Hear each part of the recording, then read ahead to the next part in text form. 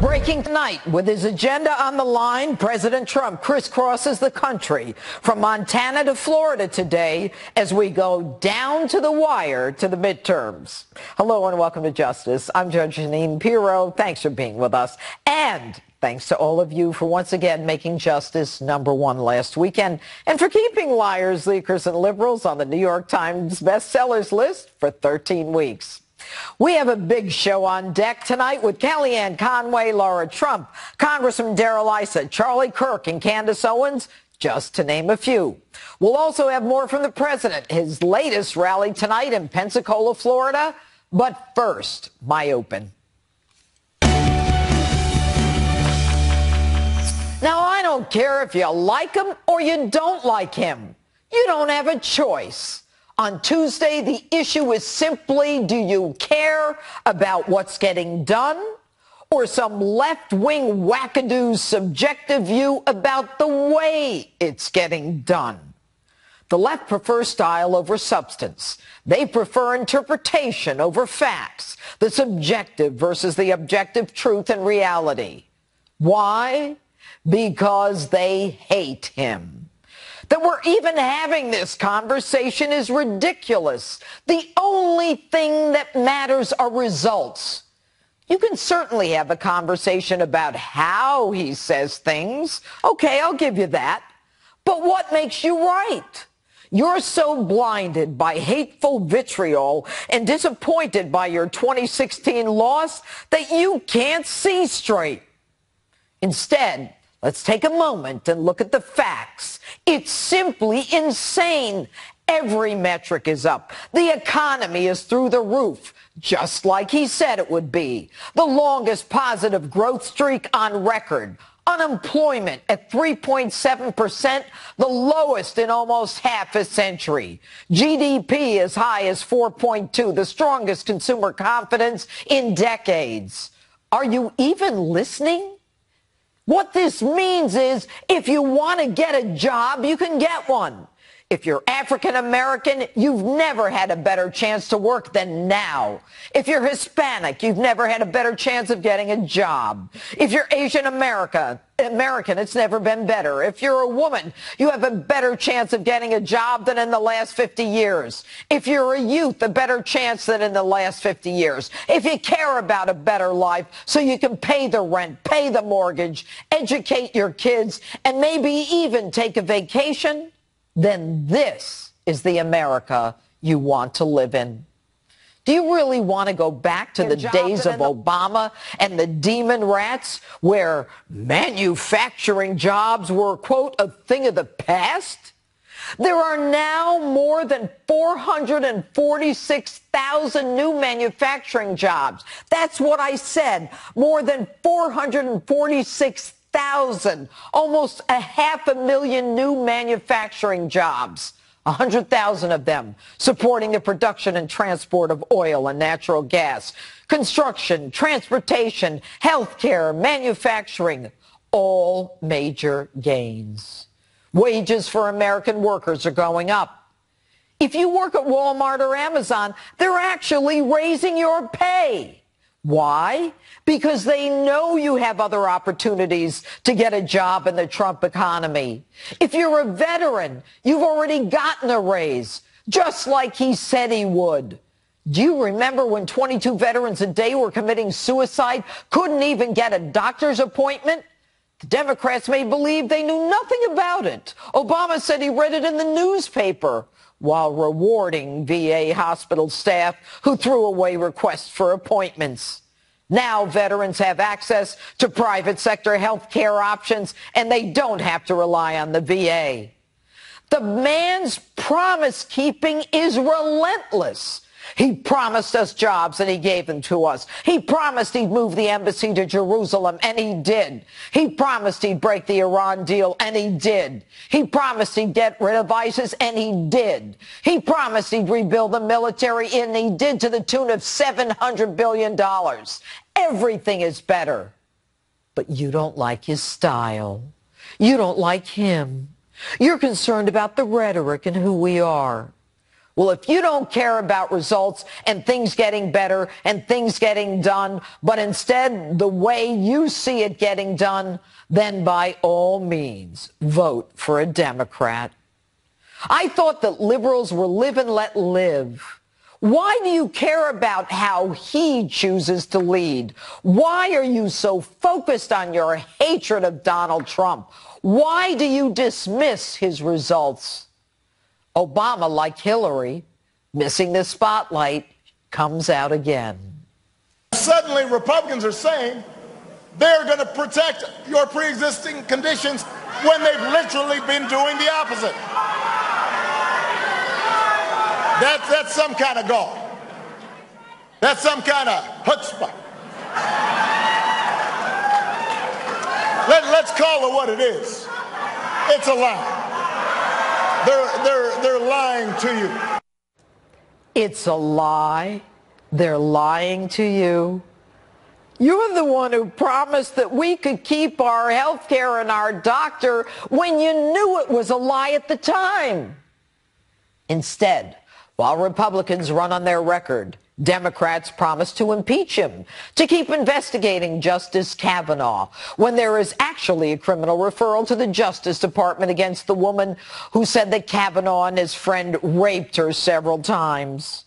Yet these phonies promise to upend the Constitution, the presumption of innocence, keep the borders open, try to control our speech, control what we say, how we should say it. And of course, they will continue with that good old Russia collusion delusion. And they call us fear-mongers. Remember this? Riots over conservative speaking. You tell me who the fear-mongers are. You cannot be civil with a political party that wants to destroy what you stand for. If you see anybody from that cabinet in a restaurant, in a department store, at a gasoline station, you get out and you create a crowd. And you push back on them. And you tell them they're not welcome.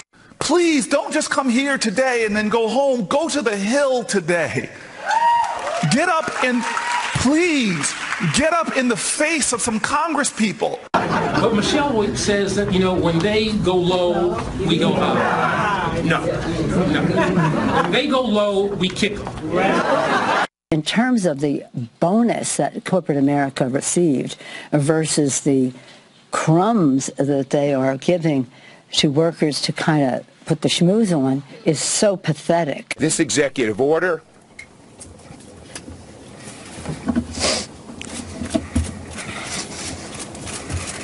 was mean-spirited and un-American. Actually, if you look at the outrage of Congress people, it looks like we have more to fear than they do. Facts don't lie. They cannot be influenced.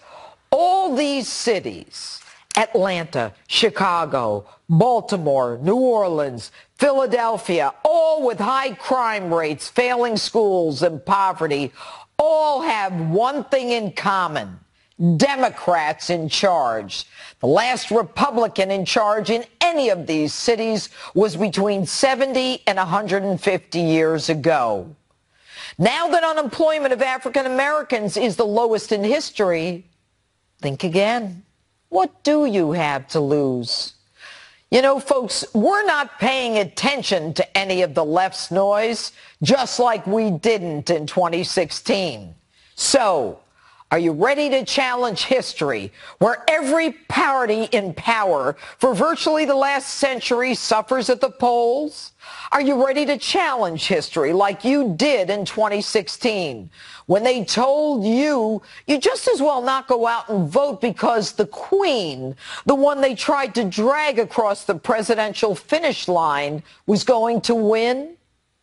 If you like more money in your paycheck, if you like being able to find a job, if you like the direction this country is on, put the pedal to the metal and get you and everyone you know out to vote.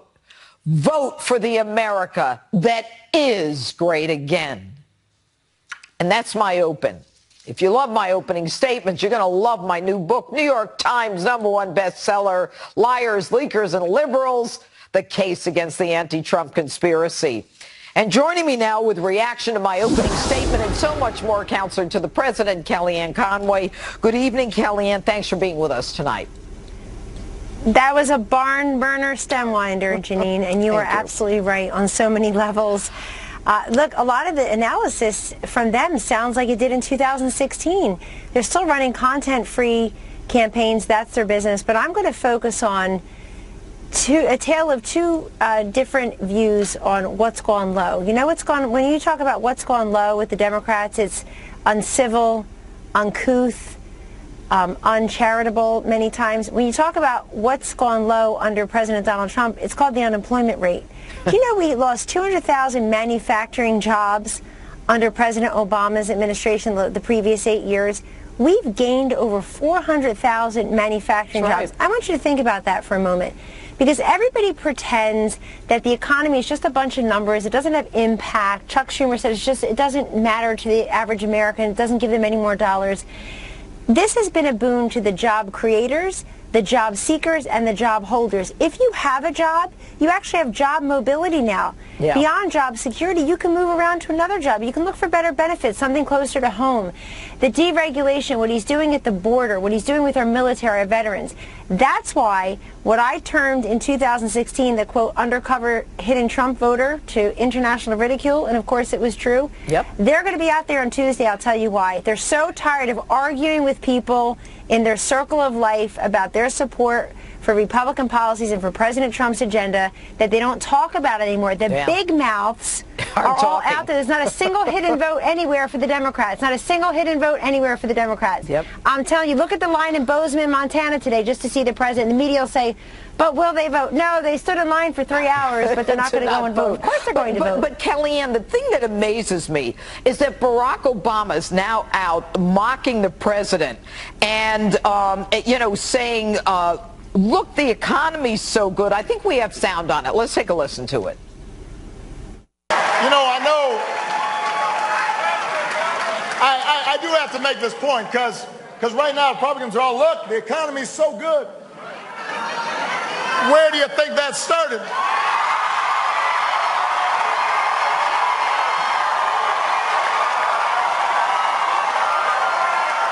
When did that start?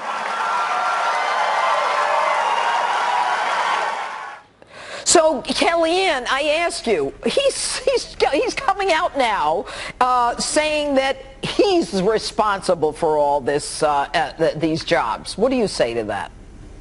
Well, people don't believe that, and there's been polling that's been done to prove that.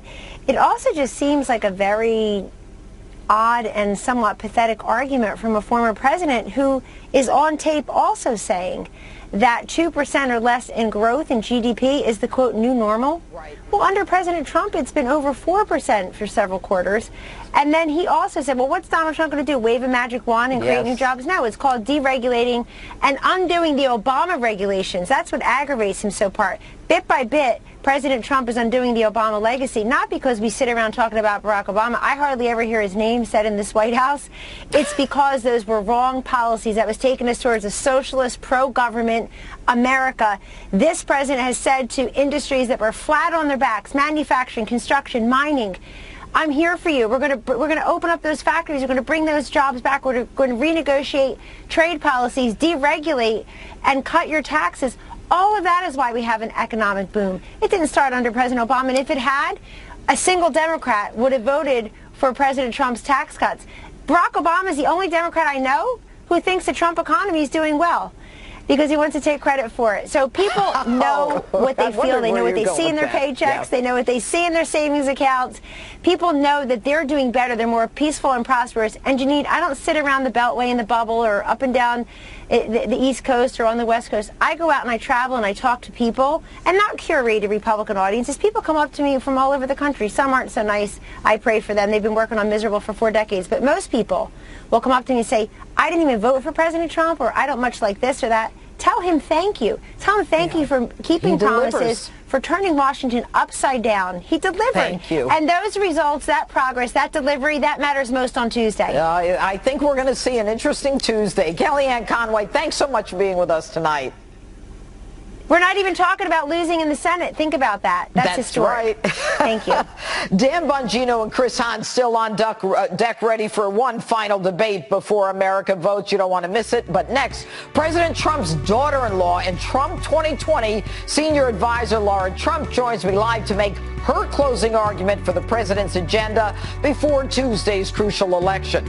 My live interview with Laura Trump is a moment away. Stay with us. We're just days away from one of the most important elections of our lives. This is a big one. This is a very important election. Breaking tonight, President Trump making the case for his agenda at a rally in Pensacola, Florida, just 3 days before the crucial midterm elections. My next guest has traveled the country campaigning for these midterm elections. Trump 2020 senior advisor, daughter-in-law to the president, Laura Trump, joins me now. Good evening, Laura. Hi, Jeanine. Great to be with you. All right. You are a strong female Trump family surrogate, just back, as I understand it, from Nevada, Georgia, West Virginia in the run-up to the Tuesday midterms. You were also on the road in 2016, and I was able to see you on part of that journey. Compare 2016 to the 2018 midterms. Is it different? Is it similar? You know what? It's very similar. I think, honestly, Jeanine, one of the only differences I'm seeing is that the president's name is not directly on the ballot. But people, I think, understand that it is equally as important, if you voted for him in 2016, to get out and vote in the midterms for Republicans. I'm telling you, the turnout everywhere, the enthusiasm, and by the way, Jeanine, the enthusiasm among women, and this is something that the Democrats always tout, that they have the women's vote. Women, after they saw what happened to Brett Kavanaugh, are ready to vote for Republicans. I feel really good about things going into Tuesday. The enthusiasm is there. Everybody has to get out and vote. They got to take their friends, their family, everybody out on Tuesday and vote for Republicans. Well, you know, what's interesting about this, Laura, is for the first time in history, an ex-president, Barack Obama, to be specific, is coming out and doing something, you know, that hasn't been done. He's out campaigning virtually against the Republicans and the president, calling them liars and talking about the numbers and health care. What do you say to that? Well, first of all, they must be pretty scared on the Democrat side if they're pulling out the big guns and they have Barack Obama out campaigning for the Democrats. I think they're very scared because this is a president who is delivering results for the people. As it relates to health care, the president has said a million times that the Republicans are the ones that want to give you a good health care plan.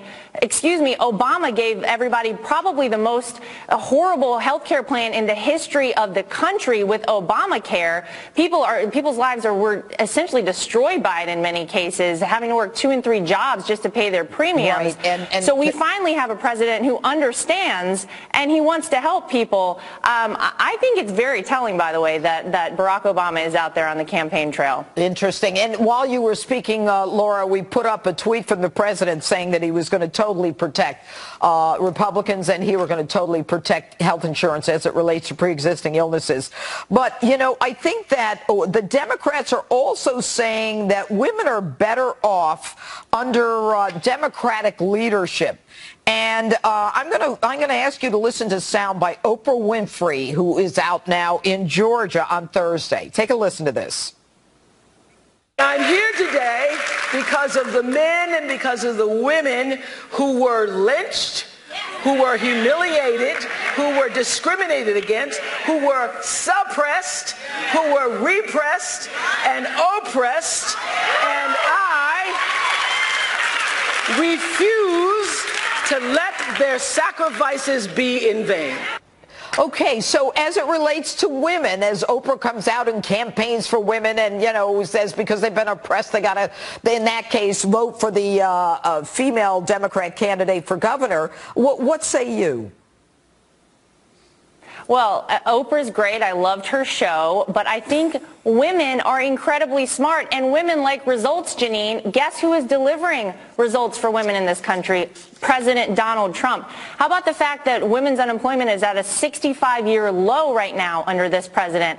That this president wants to make sure that their families have a great country in the future. That is what women care about. We are so much safer as a country under this president. And you know what? They might not tell their friends. They might not talk about it a lot. But I think when women are by themselves in a voting booth on Tuesday, they're going to vote for Republicans because they understand Republicans are going to continue the great trend we've seen under President Donald Trump. Laura Trump, thank you so much for sharing your Saturday night with us. Thanks, Jeanine. All right. So what's really at stake when you go to the polls? Charlie Kirk and Candace Owens from Turning Point USA are here together to lay it out. And next, Dan Bongino and Chris Hahn get their final say before America votes. It's a panel battle you can't miss. Who's going to win?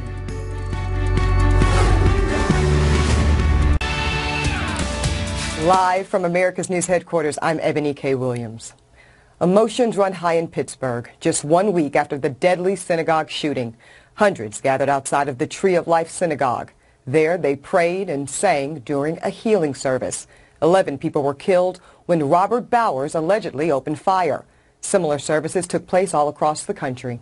The shooting is being called one of the worst attacks on Jewish people in the U.S.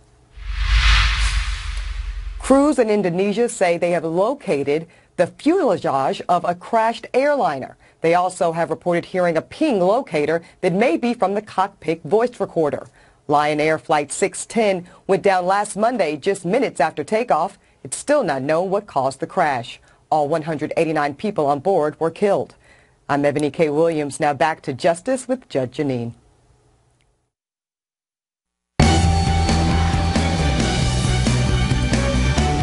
Just over 48 to 72 hours before the midterms, and a lot for my panel to battle about tonight. Let's get right to it. NRA TV host Dan Bongino, former senior aide to Chuck Schumer, radio show host Chris Hahn. All right, guys, the president is talking about the caravan and the fact that he is determined to protect this nation and allow people who are legal immigrants to immigrate. But right now, the southern border looks like there is a surge coming across, and they were violent from the Guatemala to the Mexico border, knocking down the walls and the fences. And now the immigrants are suing our government, saying they have a constitutional right to be here. Chris Hahn, tell me why they do. You know, we're going to spend $200 million of the people's money for a campaign stunt. Don't start down that road. Chris, answer the question. Do they have a constitutional right to be here?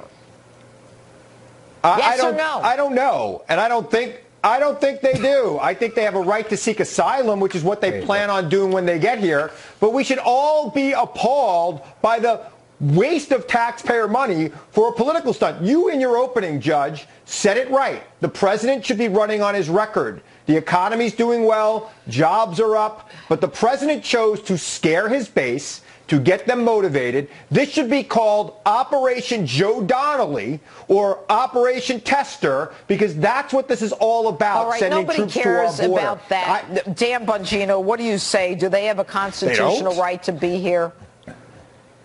I can't believe Chris just said that on a national cable news program. Did he really just suggest that he's unsure if they have a constitutional right to be here? Judge, do you understand? This is the modern liberal. You ask them a basic, simple question that, seriously, my daughter in first grade can answer for you. I'm not even kidding. Do foreign nationals have a constitutional right at any point to enter the United States when they choose and how they choose it? And he's unsure the answer? Folks, listen. Dan, election day is coming up. Wait a minute, Chris, I didn't interrupt you, buddy. I said I did not interrupt you. They do. Chris, Oh, good. There you go. There's your answer. But, folks, I want you to understand Election Day is coming up, and Chris's answer is epidemic of a bunch of people on the left who are completely feel the same way, that you can just waltz in whenever you feel like it. Okay, so now, Chris, what the president is doing is he's enforcing our laws, and he's saying to those coming from Honduras, Guatemala, El Salvador, unlike President Obama, who basically invited them all in, he's saying, you can't come here. You don't have more rights than anyone else from any other part of the world. What makes you think that you have more rights and you can just invade or come in as a group? And there are thousands, tributaries. California, Arizona, Texas. I don't think it's funny. If you live in New York and you suffer from some of the gang members who have killed Americans, then it's not so funny. Why can't we screen them, Chris?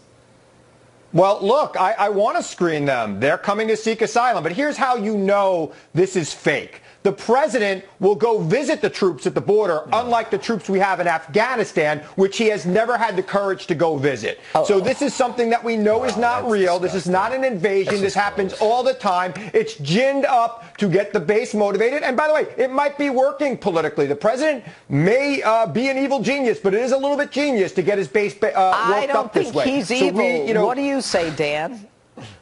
Yeah, Chris, listen, man, that's just gross. I mean, what's going on with you lately? You're like losing your mind. Why would you suggest the President of the United States, whatever personal gripes you have with him, again, now people can see this, Chris. This isn't like, we're not on like a private internet chat room here. People can see you say, this is dumb stuff. Why would you suggest the President of the United States doesn't like the troops? Listen, let me just tell you something right now. Maybe I shouldn't, but I'll tell you anyway. I've still got friends in the Secret Service who, unlike you, actually know the President. Like every other president. Listen. You're not going to talk over me. You may do that with other people. Not me. I don't play that game, okay? Listen, I have people, I know friends who actually work with this president. They don't share classified info with me at all, but they have told me multiple times how much he adores, not likes, but adores our cops, our firemen, and our military. So you saying that like it's some political stunt and he doesn't have the guts to visit that shit, you should really just retract that and save face now. You humiliated yourself. Last word, Chris. I'll say this, Dan. When the president goes to visit them in Afghanistan, I will retract it. But right now, he still hasn't gone. That's just a dumb thing to say, so that's where we are. The president visiting Afghanistan. I don't know if the American people are concerned about that before Tuesday. Dan Bongino, Chris Hahn, thanks. And by the way, I'll buy you both dinner if you show up and sit here next to me for your next debate. Anyway. All right, cool. Candace Owens and Charlie Kirk are on deck, but Republican Congressman Darrell Issa is next. What should we be worried about if the Democrats take the House? Find out in a moment.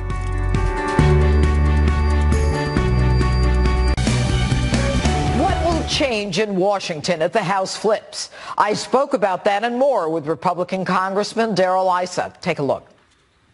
Congressman, thanks for being with us tonight. And you are retiring at the end of this year. You've held that seat in the 49th District in California since 2003.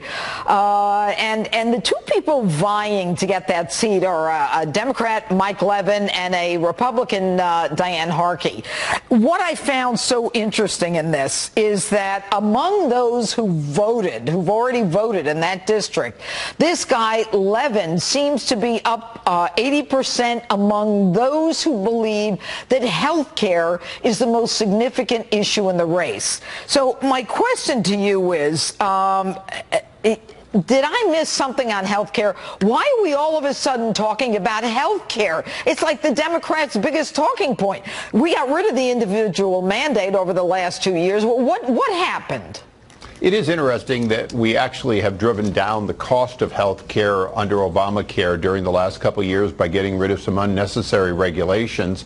And yet the voters are, in some cases, being driven to be concerned again. That scare tactic on health care.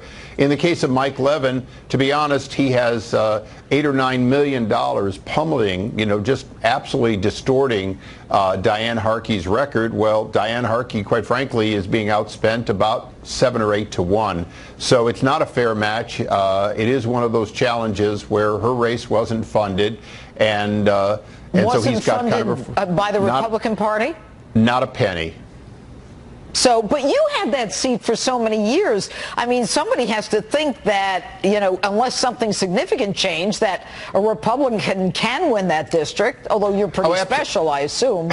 I'm not that special. The reality is that seat could have been held in a normal year, but the hundreds of millions of dollars just in those races, just last week, $11 million came in from Michael Bloomberg to spread over 4 candidates, almost 2 million of which I believe went to Mike Levin to beat up the highest ranking Republican in the state of California, Diane Harkey, with a splendid record. But Michael Bloomberg has certainly become an ardent Democrat trying to flip the House. Indeed. All right, I want to move on.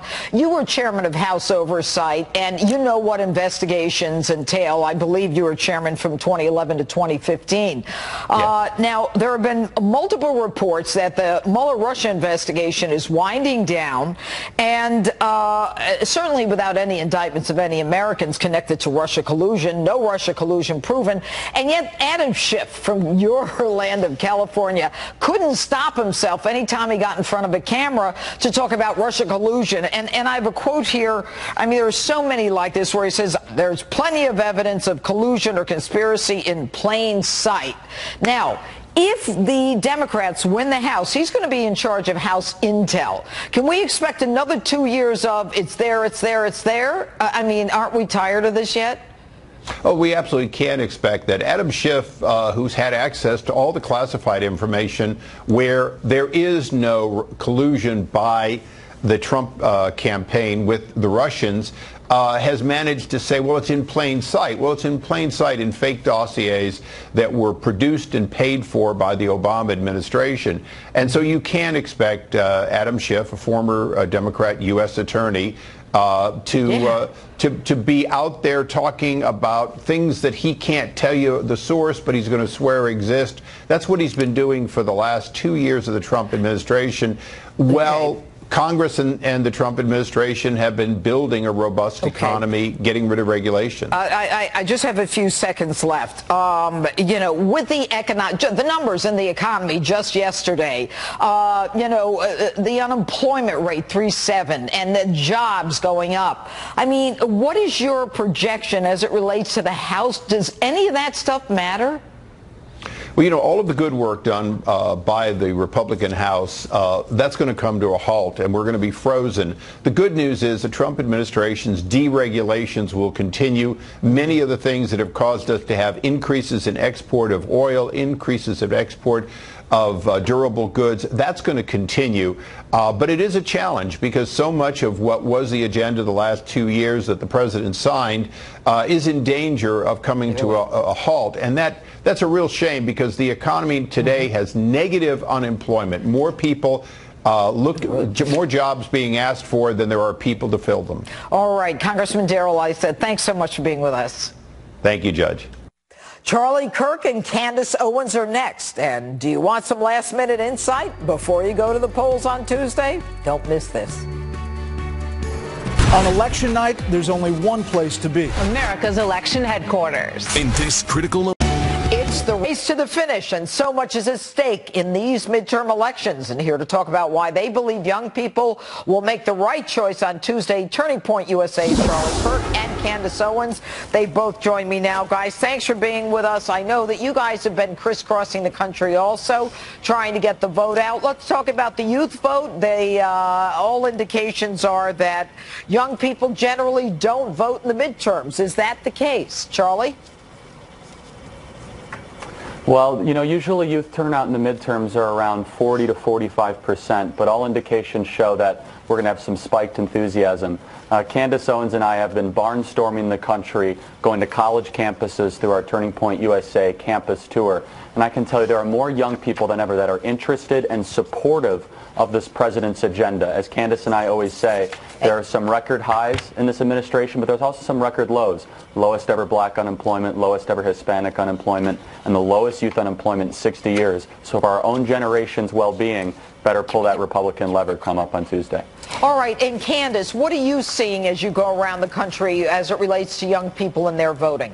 Are they going to come out? Look, They are going to come out because they are tremendously enthusiastic. And look, there almost seems to be a tacit understanding that the stakes are higher this time around. We are deciding between two very disparate viewpoints of what America should be. It's either going to be run by the left, who believes in mob rules, or, you know, feminism, radicalized feminism, just believe women, chasing down congressmen and chasing conservative out of restaurants, or we're going to vote for the founding principles and the Constitution and what our founding fathers laid out for this country. So they understand the stakes are higher this time around. I really think you're going to see a high voter turnout in terms of the youth. Okay, now I'm going to ask both of you. You know, the polls are indicating that, you know, first they said there was going to be a blue wave, and now they say they're very confident that the Democrats are going to win. I mean, do you feel that those polls are accurate? Charlie, I'll start with you.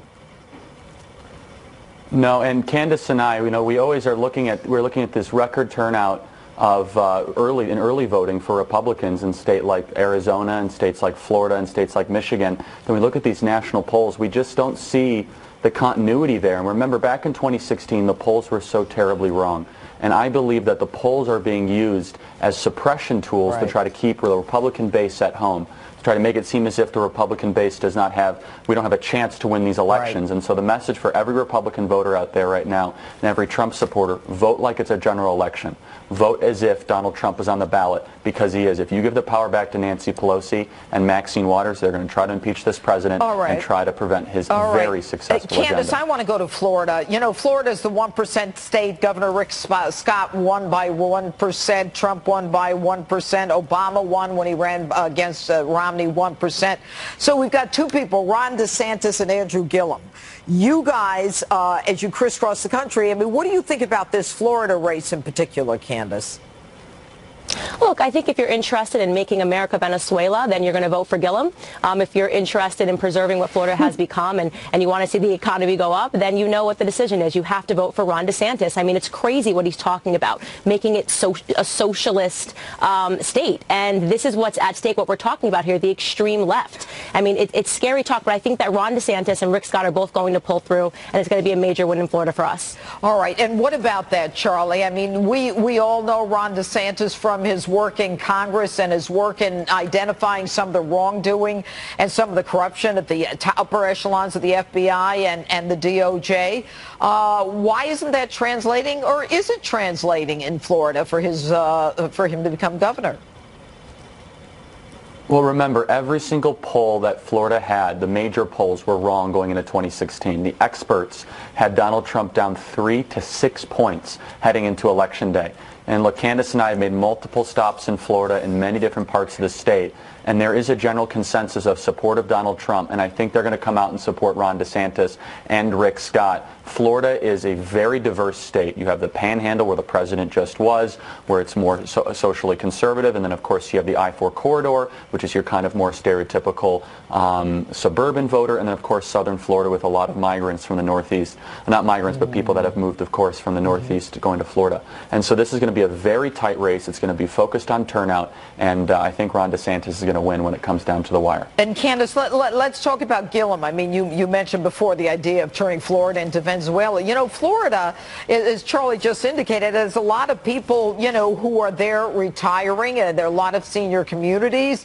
I mean, people don't like the idea of the concept of socialism and taking care of everybody. You know, to them, they've worked their whole lives, and now they want to retire and not have to pay for everyone else, whereas this guy Gillum is actually coming out and saying, you know, the police are the enemy. The police are plantation owners putting African Americans in cages. That's correct. He's an extreme leftist. And listen, he's getting desperate. That's why he's pulling the race card suddenly, and he's accusing his opponent of racism, because he's failing ideologically to connect with the voters in Florida. So he's trying to scare them. He's trying to make them emotional, trying to use fear-based tactics, which is why in the end I don't think it's going to work. On the ballot you have Rick Scott and Ron DeSantis, and those are going to be the two people that pull away in this race. And I have no doubt about that. I'm feeling tremendously optimistic about Florida. Well, all right. Charlie Kirk, Candace Owens, thanks so much for being with us tonight. Thank you. All right. And do you want to hear a special announcement? I got one coming up next. It's the race to the finish, and so much is at stake in these midterm elections. And here to talk about why they believe young people will make the right choice on Tuesday, Turning Point USA's Charlie Burke and Candace Owens. They both join me now. Guys, thanks for being with us. I know that you guys have been crisscrossing the country also, trying to get the vote out. Let's talk about the youth vote. All indications are that young people generally don't vote in the midterms. Is that the case? Charlie? Well, usually youth turnout in the midterms are around 40 to 45%, but all indications show that we're going to have some spiked enthusiasm. Candace Owens and I have been barnstorming the country, going to college campuses through our Turning Point USA campus tour. And I can tell you there are more young people than ever that are interested and supportive of this president's agenda. As Candace and I always say, there are some record highs in this administration, but there's also some record lows. Lowest ever black unemployment, lowest ever Hispanic unemployment, and the lowest youth unemployment in 60 years. So for our own generation's well-being, better pull that Republican lever come up on Tuesday. All right, and Candace, what are you seeing as you go around the country as it relates to young people and their voting? Are they going to come out? Look, they are going to come out because they are tremendously enthusiastic. And look, there almost seems to be a tacit understanding that the stakes are higher this time around. We are deciding between two very